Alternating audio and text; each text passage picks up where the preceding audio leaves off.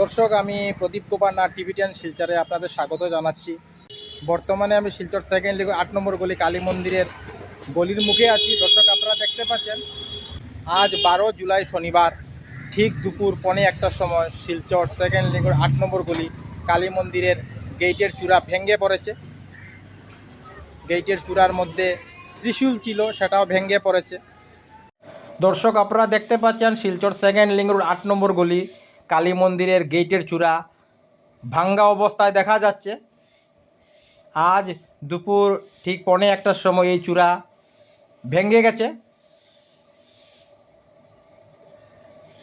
আপনারা মাটিতে ত্রিশূল দেখতে পাচ্ছেন, পাকা দিয়ে ত্রিশূল তৈরি করা ছিল, সেটাও ভেঙে গেছে।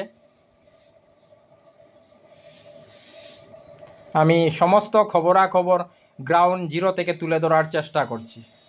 বর্তমানে আমি শিলচর সেকেন্ড লিং 8 নম্বর গলি কালী মন্দিরের গেটের চূড়া ভেঙে পড়ার সমস্ত খবরাখবর দেখানোর চেষ্টা করছি।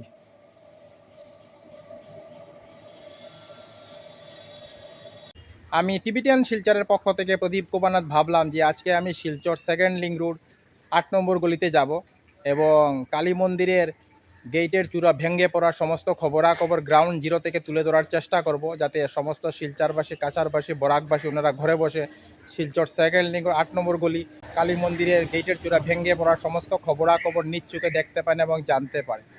কোনো চ্যানেলেই খবরাখবর করে নাই, তাই টিভি10 শিলচর ভাবলো এটি মানুষের উপকারের খবর, তাই আমরা খবরাখবর করতে বাধ্য হয়েছি।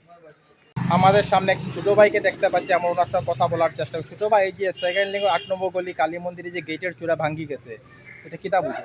এটা তো অসংখ্য সংকেত অশুভ সংকেত। জিনিসটা ভালো না, জিনিসটা ভালো না।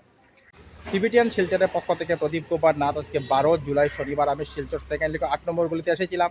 আজকে আমরা শিলচর সেকেন্ড লিং 8 নম্বর গলির গেটের চূড়া ভেঙে পড়ার সমস্ত খবরাখবর গ্রাউন্ড জিরো থেকে তুলে ধরার চেষ্টা করেছি, কারণ টিভি10 শিলচর সর্বদা সমস্ত খবরাখবর গ্রাউন্ড জিরো থেকে তুলে ধরার চেষ্টা করে। ধন্যবাদের সহিত টিভি10 শিলচর প্রদীপ কুমার নাথ, ধন্যবাদ।